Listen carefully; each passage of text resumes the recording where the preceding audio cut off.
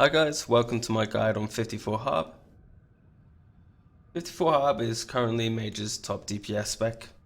It slightly edges out 61 Harb from what I've seen. They're both pretty close to each other though, so it really comes down to personal preference, but if I was to choose, I'd always go for 54 Harb. So let's get started on the guide. So Sultry, we are taking 54 points in Harbinger, 8 in Chloromancer, and 14 in Stormcaller. There are a lot of talents which you have to pick up here, so I'm not going to go through them individually. Please stop the video here if you need to copy it down.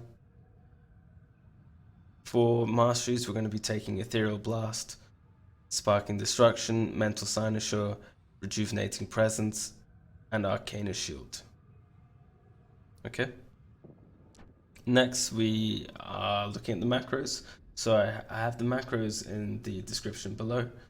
Please copy them into your macro book, and then the extra keybinds which we need to have for the DPS abilities are Withering Vine and Living Storm. For our crew alerts, I've also added that in the description. There's long code /K alert, import set, copy that code into the window you have, and you should be fine. If you have seen my guide on 61 Harbinger, or if you know the basics of 61 Harbinger as well, you should skip this part of the guide because I'm just going to be going over the exact same thing with buffs and debuffs. I've got the timestamp in the description where it moves on to the 54 Harbinger stuff, so use that because otherwise you're just going to be hearing the same thing again. So looking at the buffs and debuffs that we want to keep up, the first one is Piercing Beam. This is a melee ability that when we cast, it puts up a debuff for 30 seconds. We want to keep this up at all times and refresh it after it falls off. As you see, there's the K alert here. This is what we use to track it. Next is Rending Slash. When we cast Rending Slash, it puts a debuff on the enemy, which stacks up to 3 times and increases our damage taken on the target.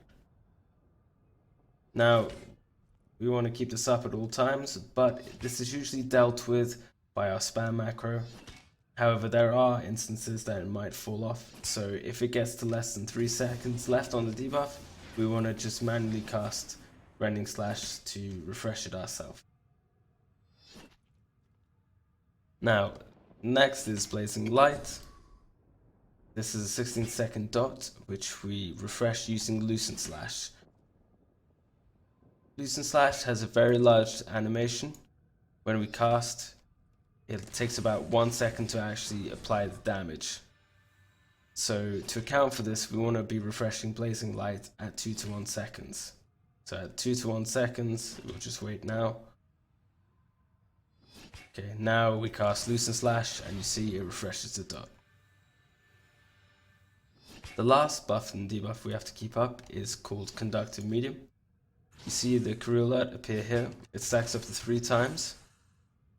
And this is refreshed when we cast a charge draining skill or when we toggle charge blade. So we want to see if it gets low on the duration, we want to just double tap charge blade. You should have a keybind for this. And remember, just toggle it off and on again to refresh. That's how we keep it up. Now that we know what buffs and debuffs we need to track and how we refresh them, we can move on to how we deal our damage. First off, we need to understand the key mechanic in Harbinger, and these are Eldritch Gift procs. Eldritch Gift procs are obtained when you cast slashing attacks on your enemy, and when we get these procs, we want to use our proc macro almost immediately on the next global cooldown. These procs allow us to cast time abilities instantly and will also give that ability a 0.5 second global cooldown. So they're very good. I'll show you an example now. So I'll just use Rending Slash. Immediately we get this reactive. This shows us that we have a proc and we use our proc macro to consume it. And there you see it casts Hailstorm. Our general rotation goes as follows. We prioritize keeping up our buffs and debuffs up first. So we look at our Piercing Beam, always keep that up. Rending Slash stacks, make sure they're not falling off. And refreshing Blazing Light before it falls off. Those always take precedence over your other abilities, so make sure you keep them up.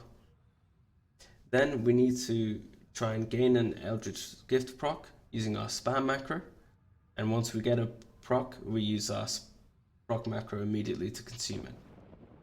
Then we need to look at our Tempest Winds cooldown. If it's off cooldown, we need to make sure we use it at the right time.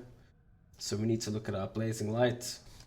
So if I just cast it here, we look at our Blazing Light alert and we see if it has 4 or more seconds left. If it has 4 or more seconds left, then we're safe to cast it.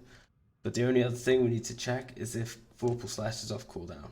If Vorpal Slash is off cooldown, we want to cast Vorpal Slash first and then cast Tempest Winds after. We never want to be delaying Vorpal Slash with Tempest Winds. Then, when we have nothing else, we just resort to going back to our spam macro and spamming that until we have something else important to do, like a Eldritch Gift proc, Tempest Winds coming off cooldown, or buffs and debuffs to refresh. That's pretty much it, and it's really very simple. I'll give you an example now. So I'm going to start off with Piercing Beam, and I'm going to get 3 stacks of Rending Slash. I'm going to use a proc, use a spam macro, use another proc into Tempest Winds, and then I'm going to use Ethereal Blast into Blazing Light, and then go back to spam my macro. I need to toggle Charge Blade to keep up Conductive Medium, and then I'll just go back to normal rotation, using procs when they come, and then when I don't have a proc, I use my spam macro. And then keeping an eye on Blazing Light and refreshing it with Lucent Slash, and then using Tempest Winds when I have it and it doesn't conflict with Blazing Light. This is where 54 Harb starts to divert away from 61. 54 Harb doesn't have the same amount of charge gain skills which 61 has, as we're missing Imperium Ascension and Lightning Strike. This means that 54 will drain of charge as you go on in the fight, and if you don't take steps to manage it, you're going to run out and your DPS is going to be affected dramatically. So we have 2 tools to deal with this as 54 Harb. The ideal way of dealing with it is using your dots. This is Withering Vine and Living Storm. These should only be considered ways of gaining charge, and you should not be trying to keep these up all the time. So we want to start using these after we drop below 30% charge. And the ideal way of using these dots is to gain a proc, okay? Then as soon as you get the proc, you consume the proc and use a dot straight after. Now, you want to always cast Living Storm ahead of Withering Vine, and then if you have Living Storm up on your target already, you cast Withering Vine. You shouldn't ever have to cast like a third dot, as it were, but if you do still need more charge, we have our second way of gaining charge, which is our charge gain macro. This is just cancel buff, Charge Blade and Rending Slash, but it will be our way of gaining back charge. So remember, if you're running out of charge, use Living Storm. So you want to get a proc and then use Living Storm straight after the proc. And if you need more charge, use Withering Vine. So proc, Withering Vine. And if you still need more charge, use your charge gain macro. This is how we deal with it. To finish off the guide, I'm going to go over some of the great utility which Harb has and how we deal with disconnects. So the first ability we have is Phantom Blades.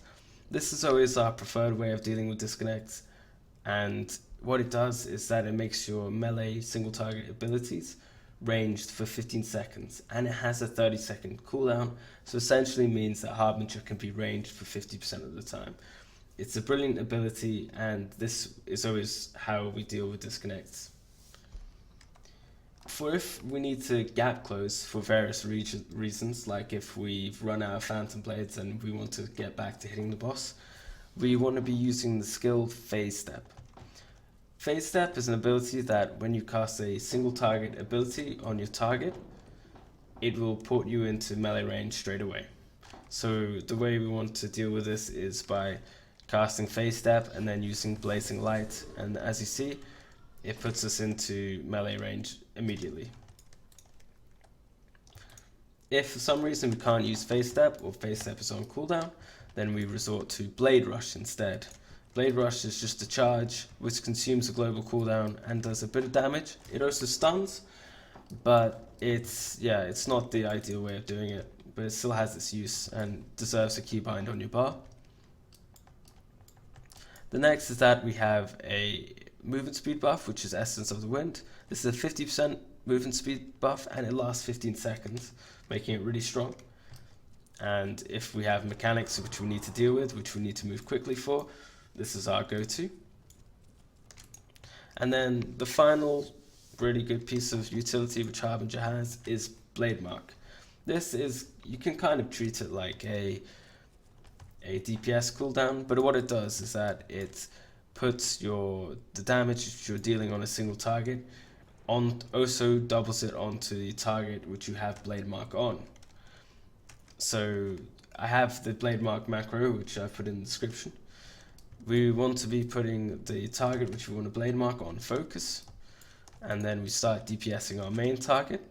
So we put up Piercing Beam and 3 stacks of Rending Slash, and then we want to cast our Blade Mark macro, make sure we face our focus target, because you have to have line of sight, and then we can go and then do our single target rotation. And as you see, Blade Mark is doing damage to the target which we had put on focus. It's a really strong DPS cooldown and it's great for 2 targets, and you should be always trying to find a way to use it. That sums up everything you need to know for 54 Harbinger. I hope you guys found this guide useful. Thank you for watching, and like and subscribe if you enjoyed this video, please.